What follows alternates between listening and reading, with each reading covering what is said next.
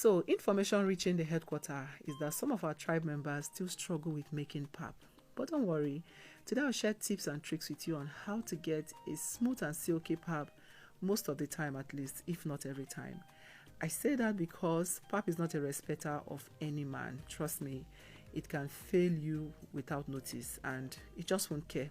Yeah, so you want to start by adding your pap into a bowl. That's the amount you're making. I have a video on how to make pap from scratch. I'll link it in the comment section. Next, you want to go in with water. Now, tip number one, when you're making pap, you want to add water little by little. You want to aim for a ribbon texture just like this. If it is too thick, then you can add a little more and then mix. At least you can always add, but if you over add, you cannot take away, except you add more pap to bring it to your desired consistency. Now, that being said, it is better to always mix your pap thick before adding hot water gradually. The pap is better too thick than too light, since you can always loosen it up with hot water. Another trick I do is to bring it out from the fridge and let it come to room temperature on my kitchen counter before I make it. Alright, so if for any reason you let this sit for a few minutes before going in with the hot water, you want to stir again to be sure nothing settles at the bottom. Now go in with the hot water and stir gently while pouring in the hot water. I stop stirring when I start to feel some kind of resistance. Continue with the hot water little by little until it sets just like this. Next, continue to beat this until it smoothens out.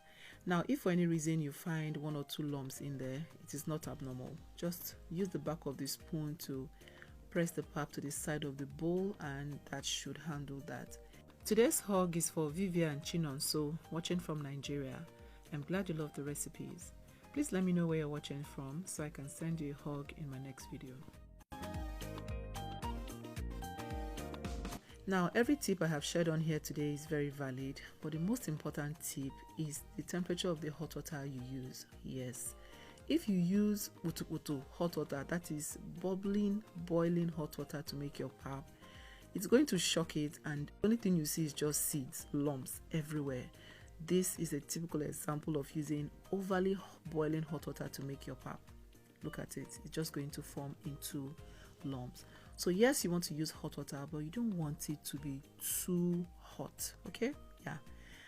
All right, our pap is ready now. Transfer into a bowl. How do you like your pap? Do you like it with milk or without milk? Can you eat it with just akara or with akara and bread? I actually like mine with just sugar. Honestly, I really don't care for the peak milk, but yeah, my kids love it with the peak milk, so yeah, I'm gonna add some peak milk. I had this with bread and akara and it was so filling. I hope every tip here was helpful. Let me know if you try it out. See you in my next one. Also share with me in the comment section, how many times have pap embarrassed you? Don't lie, yo. Bye.